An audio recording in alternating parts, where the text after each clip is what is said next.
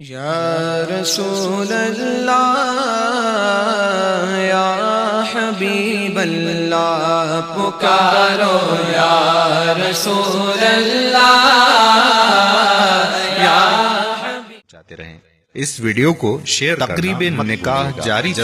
نکاح خان نے دولہا سے اس کا نام پوچھ کر لکھا اور پھر اس کے والد کا نام پوچھا۔ دولہا اس سوال سے گھبرا گیا اور نکاح خان سے کہا کہ ہم دو ماں بیٹے ہیں، میں نے کبھی اپنی والدہ سے اپنے والد کا نام پوچھا ہی نہیں، لہٰذا میں اپنی والدہ سے پوچھ کر آتا ہوں۔ یہ کہا اور گھر چلا گیا۔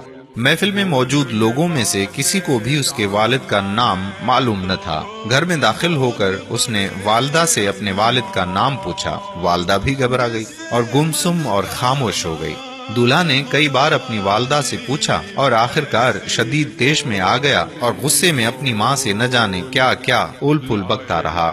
گھر میں جمع تمام عورتیں بھی خاموشی سے ماں بیٹے کا بحث سنتی رہیں اور حیران تھیں کہ آج تک یہ سوال کرنے کا خیال ہمیں کیوں نہیں آیا، جبکہ ماں بیٹے کی زندگی اس محلے میں گزری ہے۔ یہ چھوٹا سا تھا جب سے ہم ان دونوں کو اپنی گلی میں اسی مکان میں دیکھ رہے ہیں۔ اس عورت نے شاید اپنے بچے کو اسکول بھی اس لیے داخل نہیں کروایا کہ اس کے باپ کا نام تو جانتی نہیں۔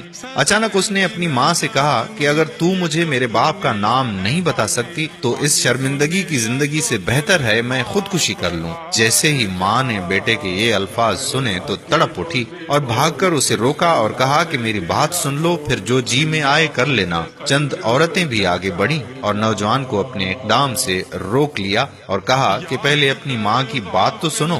پورے گھر میں خاموشی طاری تھی، سبھی اس عورت کے لب ہلنے کے منتظر تھے کہ وہ گویائی ہوئی۔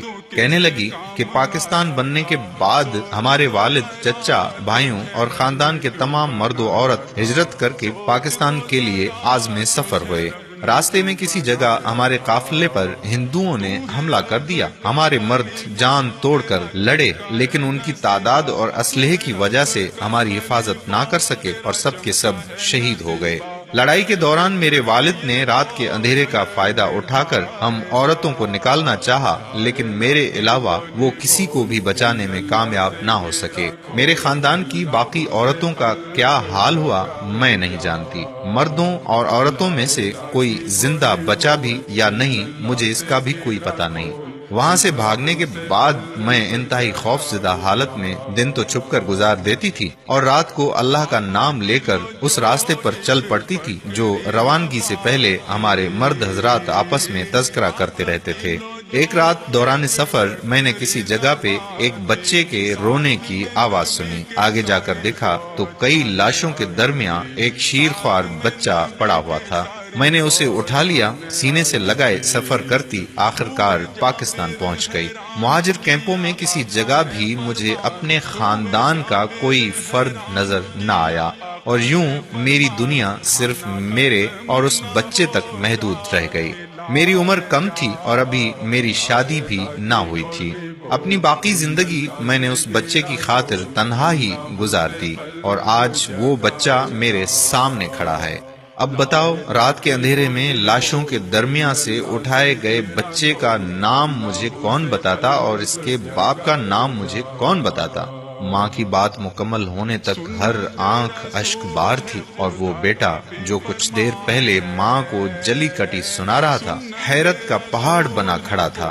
پھر شرمندگی کے ساتھ آگے بڑھا اور اس عورت کے احسانات کا بوجھ اٹھائے اس کے قدموں میں جا گرا۔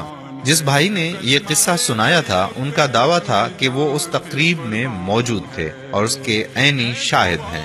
آج جب میں نوجوان نسل کو آزادی کی حیرت انگیز خوشیاں مناتے ہوئے دیکھتا ہوں تو مجھے وہ ماں اور اس جیسی قربان ہونے والی لاکھوں جانیں یاد آتی ہیں جو اپنی محنت کی کمائی دیکھے بغیر اس دنیا سے چلی گئیں۔ اللہ کریم ہمیں تحریک پاکستان میں قربان ہونے والی ان لاکھوں قربانیوں اور ان کے ثمر پاکستان کی قدر کرنے کی توفیق عطا فرمائے۔